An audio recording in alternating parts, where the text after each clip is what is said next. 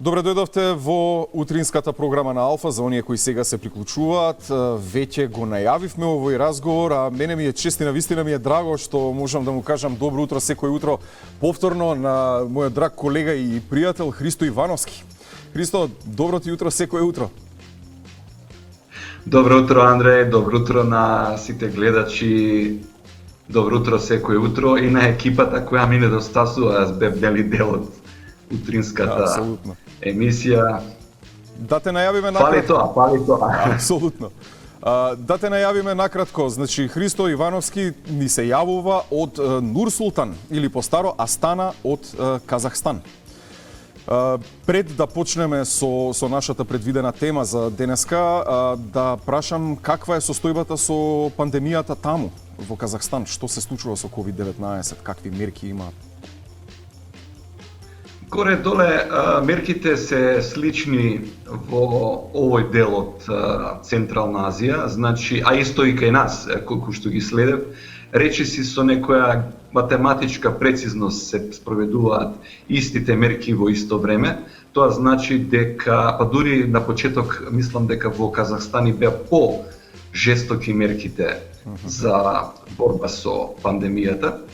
Кои се тие пожестоки мерки? Значи, веднаш првите случаи кои се појавија во Алмати, кој е на повеќе од 1000 километри од Нур Султан, и потоа овде во Нур Султан, двата града се ставија во целосен карантин. Значи, ние сме повеќе од 2,5 месеци во целосен карантин со вклучување на полициски час во одреден период. Тоа значи дека многу е рестриктивно влегување и излегување од овие два града.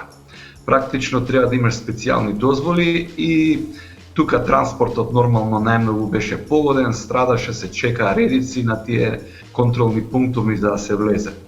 Од друга страна, казахстанската влада и властите веднаш реагираа по примерот на Вухан и за 10 дена направија цела инфективна клиника. Многу слично на тоа што го направија во Вухан. Гледам дека и кај нас се прави нешто слично, меѓутоа кај нас навистина тоа пребавно се одвива. Тоа е нели она новата инфективна клиника што се прави во кругот на клиничката болница Мајка Тереза.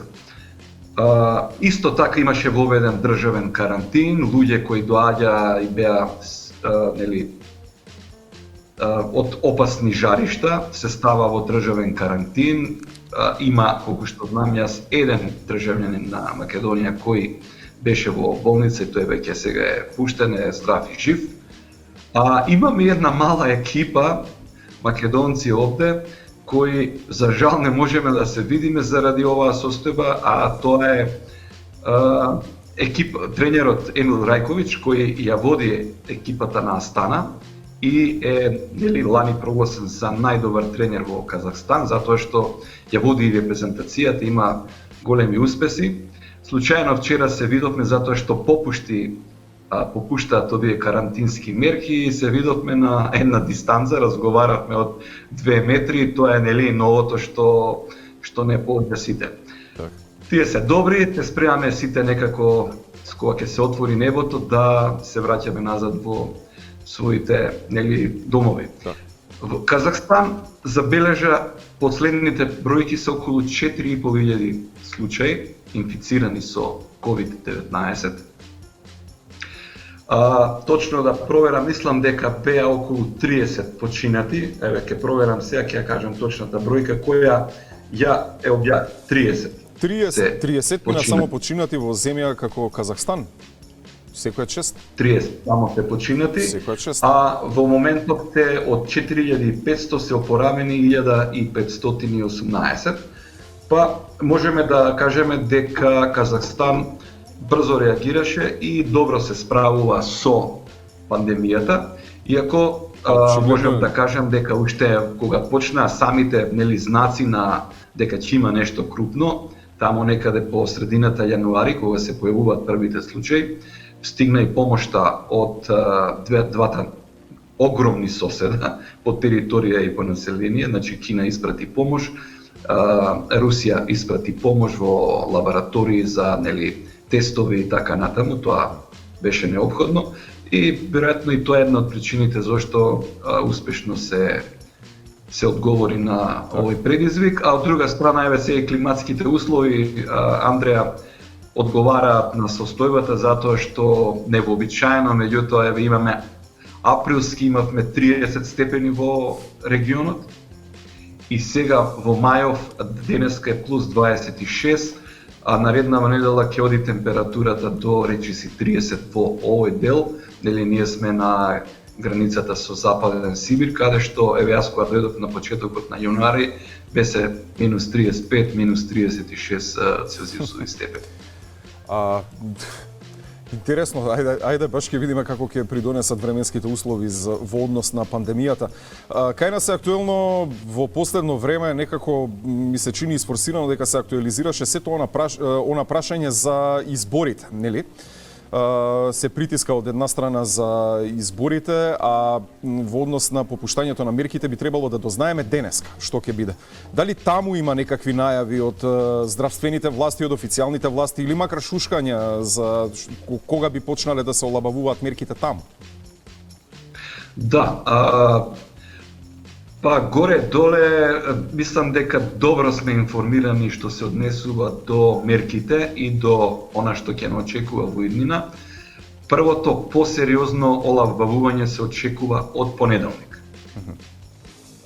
Значи 9-11 би требало негде мај да биде тоа, со тоа што веќе од 16 па натаму може да се очекува уште да речеме подрастично враќање во некој понормален живот. Тоа значи дека ќе се отворат некои трговски центри, ќе почнат да работат одредени бизниси, берберниците веќе почнаа да работат и таму и фризерниците се огромни редови, затоа што нели важат тие правила на дистанца и не сме да има повеќе од тројца муштери и така натаму. Сето тоа е дел од новото време. Но во секој случај Казахстан веќе ги отвори авионските летови внатре.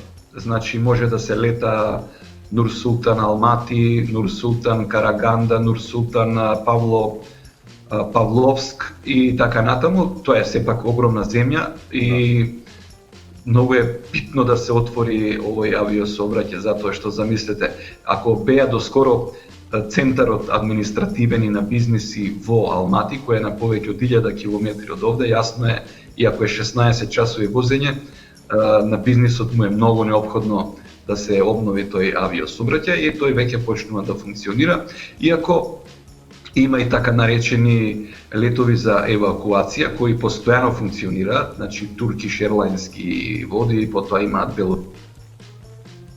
знаете, Белорусија утре ќе има парада.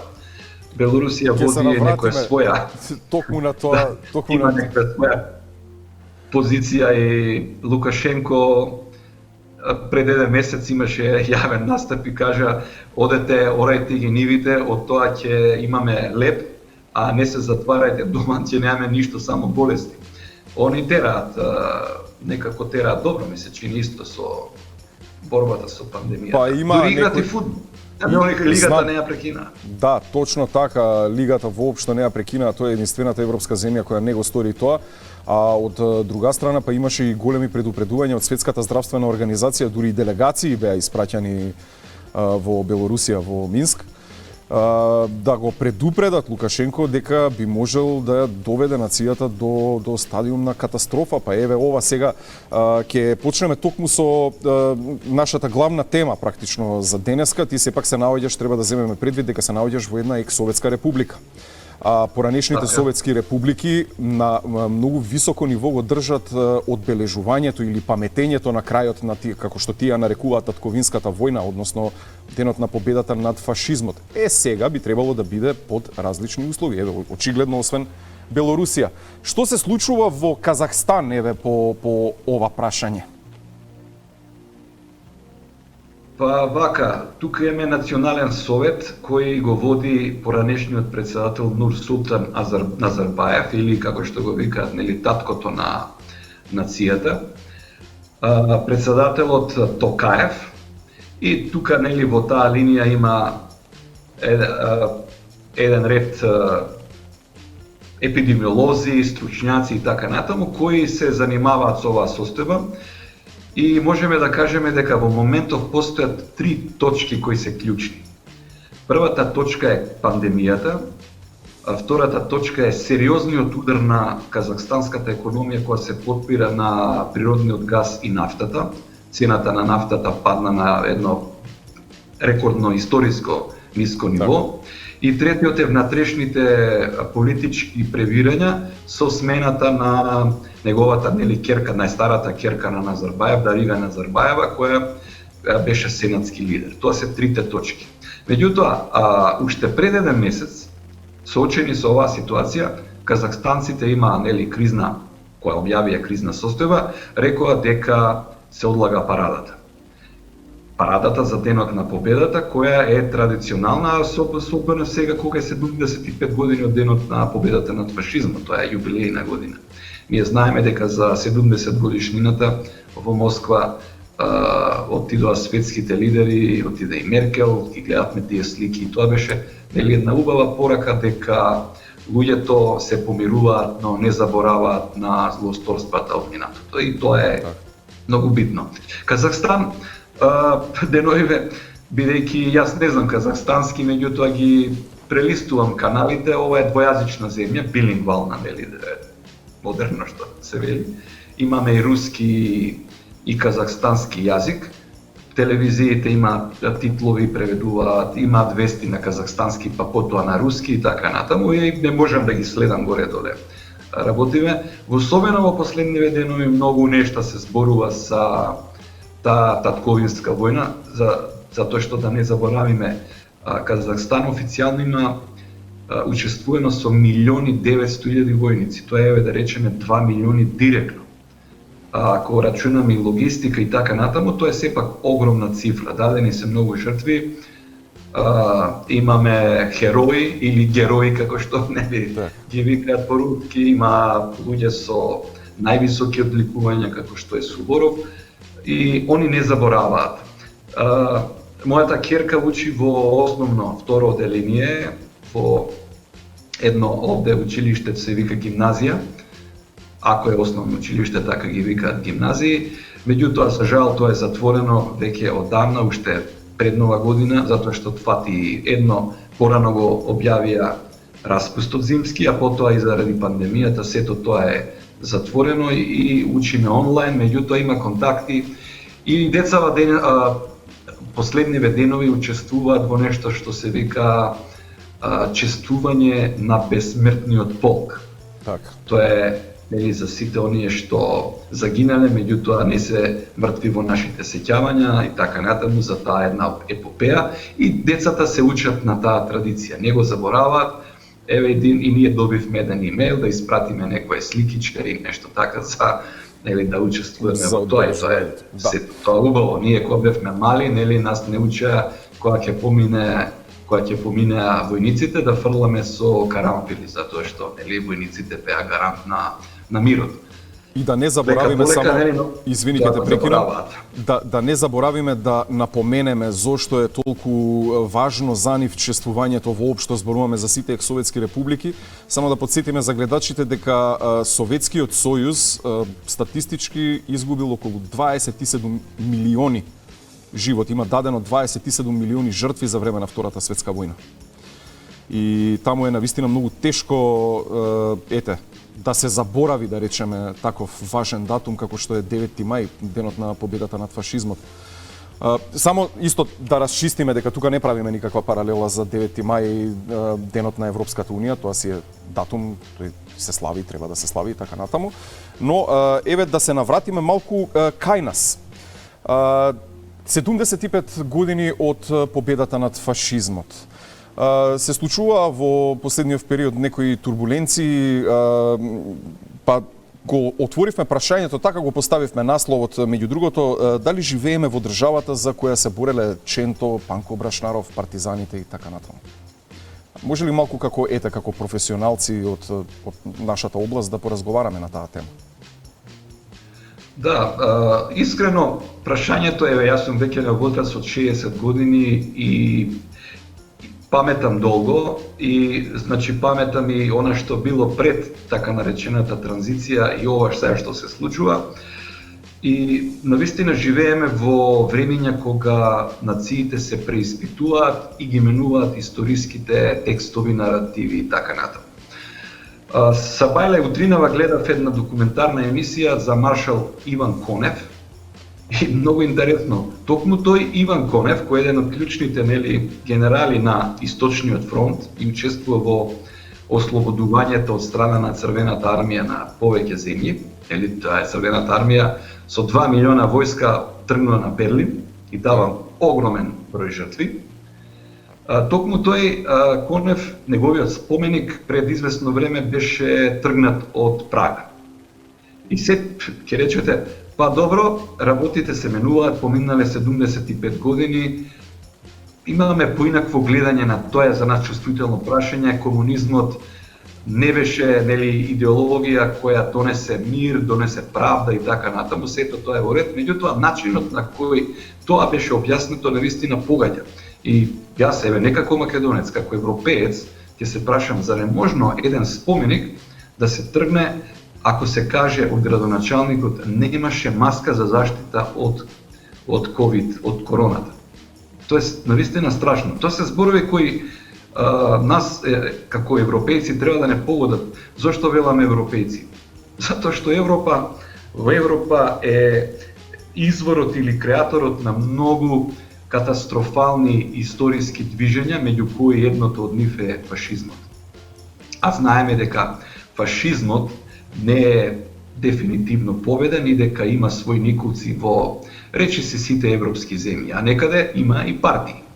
Они во Америка, ако одите да видите во листата на политички партии, ќе видите и 20-тина кои се велат фашистички партии, американците велат, па тоа е демократија, они можат да екзистираат. Ајде ќе речеме, и тоа е можеби една од дефинициите на демократијата. Македонија секако е во овој европски контекст на себе преиспитување и на враќање во историјата, меѓутоа ми се чини ние во некаде на почетокот на 2000-та година испуштивме една прекрасна можност да го отвориме ова прашање на војната и на поствојниот период и да ги видиме кои се нашите жртви, затоа што видите, има жртви кои се дадени во Втората светска војна, има жртви кои се дадени по Втората светска војна, меѓутоа има и жртви на комунизмот. Сето тоа требаше да се прочвака, да се проанализира, за да можеме да се помириме и да бидеме нација достојна на времето што го живееме. Ние денеска немаме таков однос према таа проблематика. Ние не ги ни рехабилитиравме до крај жртвите на комунизмот, затоа што Брашнаров, кој го спомнуваме денеска во темата, е една од тие жртви. Ченто е уште една од тие жртви. Па ги има и многу други. Драган Богдановски, кој го преживеа малце помодерното време, времето на 70-тите и 80-тите години. Меѓутоа ги има. Ние не одговоривме како држава, како наука, како интелектуалци на тие прашања. Па дури има луѓе кои изгубија се после војната, не добија ништо, им се одзеде статусот, имотот и така натаму и така натаму. Потоа сега имаме повторно нешто што не знаеме каде ќе не однесе, а тоа е проблематизирањето на Асном 1 и Асном 2, што според мене, јас не сум историчар, меѓутоа историјата ми е нешто што ми е, да речам, пасија или страст која, се занимавам со некои историски прашања повеќе од 20 години, читам и сакам да знам што се случило. И често си разговараме, инаку да напоменем. И разговараме на таа тема, зошто е Асном врвот на македонското движење или македонскиот непокор или за стремежот за државност. Па видите, самата иконографија ќе ви каже како тие луѓе размислувале во тоа време. Вие имате знамето на Велика Британија, знамето на Советскиот сојуз и знамето на Америка на таа конференција покренели символите на Македонија. Тоа многу кажува како тие луѓе размислувале. Тоа ние сега го викаме утопија, не? Таа била социјалистичката или комунистичката утопија, меѓутоа била многу зрела и била пред своето време, размислувала напред, размислувала за слобода, равноправност и така натаму. Така, инаку ќе мораме да напоменеме дека исто така во последно време односите меѓу Македонија и Бугарија се, па би рекол, затегнати, особено во однос на изјавите што доаѓаат од тамошните официјални представници. Еве, чисто само да напоменеме и да ги потсетиме гледачите дека бугарскиот премиер имаше изјава, Бојко Борисов, последната изјава што ја даде во таа насока е, вели, ние сме европска држава и работиме по европски терк, а тоа е да работиш според документи. Кога 27 држави ќе поддржат документ во кој спроведувањето на договорот за добрососедство е наведено како услов, ние сме ја завршиле нашата дипломатска работа. Ако некој отстапи од тој документ, при секое поглавје Бугарија може да го блокира. Затоа, како што им реков, зависи од вас. Нашето пријателство и братство, кога требаше да им дадеме поддршка, го покажавме. Ние кажавме какви се нашите услови за да бидат примени во Европската унија. Тоа не е желба, ако нешто не ти се допаѓа, никој не те кани. Тоа е, значи, последната изјава, би рекол контроверзна изјава која доаѓа од Бугарија. Јас ја читав. Сигурен сум дека ја видено, ете да ги потсетиме гледачите, дека токму, па би рекол, ревизијата на историјата е еден од главните предмети, а и главниот камен за сопнување во преговорите меѓу македонската и бугарската делегација, односно комисија, бидејќи тоа е една од точките наметнати во договорот за добрососедство. Па сега, во таа насока, ете конкретно да се навратиме повторно на Ченто и на Брашнаров и на партизаните, дали ваква Македонија е таа за која тие се бореле? Еве, ајде, малку да отвориме оваа тема. Па, тоа е, значи, ако се вратиме back to the past, ако се вратиме во минатото, сигурно тие не размислувале така, меѓутоа, еве, стигнавме до една точка кога многу работи се негираат. Негирањето не е постојаното негирање или ставање сол на глава на помалиот, а ние во овој случај сме помалиот брат на Бугарија, односно на Бојко Борисов, он така и се однесува. Е многу лоша работа и вие не можете да градите тука добро соседство. Ова го зборувам малце поопшто. Меѓутоа, еве, и самиот министер за надворешни работи Димитров во интервју за N1, Сабајле го читав, вели дека ваквите изјави не одат во насока на добро соседство. Мене ми е чудно ова однесување на Бугарија, меѓутоа чудно, но не до крај нејасно, затоа што уште лани Бугарското собрание усвои една декларација која е токму на оваа позиција која сега ја кажува Бојко Борисов. Таа декларација беше, ако не се лажам, по иницијатива на ГЕРБ, и социјалистите тогаш испокарани со ГЕРБ, мислам дека не учествуваа на таа седница. Но како и да е, и таа декларација излезе од рамките на спогодбата за добрососедство и пријателство. И сега замислете каква е ситуацијата. Самата спогодба е многу асиметрична. Да не речам целосно асиметрична, исто како и со Преспанскиот договор, и повторно и тоа не е доволно. И сега каде лежи опасноста? Еве ако се ќе направам, бидејќи имав еден статус вчера на Facebook за луѓето да разберат подобро. Спореден со Словенија. На Словенија исто така и беше поставен услов да не се меша во внатрешните работи на Австрија во однос на словенечкото национално малцинство кое е нели во таму Бела Крајна, Штаерска и така. Штаерска, да. Меѓутоа, видете, Австрија денеска вели ние сгрешивме по тоа прашање. Ние мораме да го вратиме, да ги вратиме словенците во устав, да имаат права и така натаму и така.